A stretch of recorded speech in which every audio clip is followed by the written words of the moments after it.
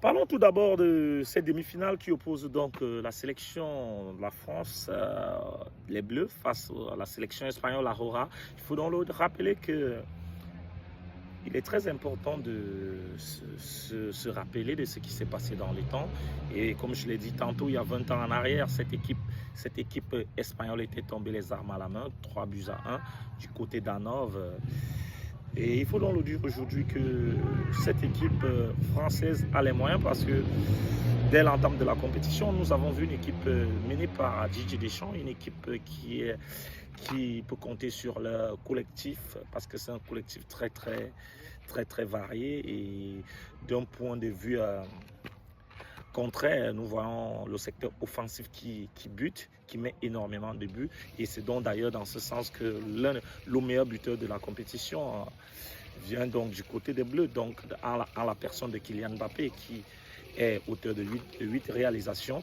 Et il faut le dire, nous avons Ousmane Dembélé qui a aussi su sortir l'épingle du jeu, bien que c'est vrai que c'est lui le ballon d'or. Donc il s'illustre de la plus belle des manières dans cette compétition avec 5 réalisations. Nous avons Désiré Doué qui participe aussi dans ce secteur offensif. Nous avons eu le jeune Barcola qui lui aussi d'un dynamisme et d'une finition hors du commun, c'est très bien.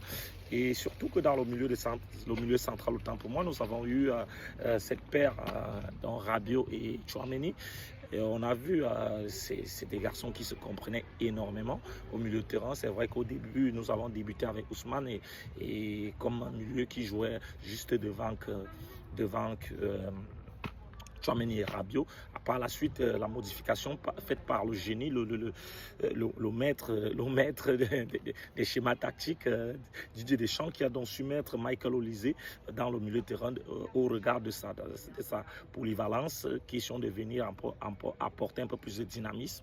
Et donc le milieu de terrain sera donc constitué aujourd'hui de Rabiot et Koné, parce que nous avons eu reçu une petite nouvelle des dernières minutes qui dit tout simplement qu'il y a un petit malaise, un petit pépin physique chez Tchouaméni.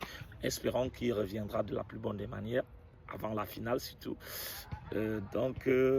Secteur défensif vraiment aujourd'hui encore et surtout avant d'arriver dans le secteur défensif, nous parlons aussi de cette première titularisation de Koné qui fait un super match, une Coupe du Monde stratosphérique. C'est une très bonne nouvelle, autant pour les Bleus que pour le joueur lui-même. Donc je pense que c'est une très bonne nouvelle, et surtout que dans la défense, lors du dernier match, on s'était dit cette défense était fébrile, cette équipe n'avait pas rencontré une équipe assez costaude. Quand on a vu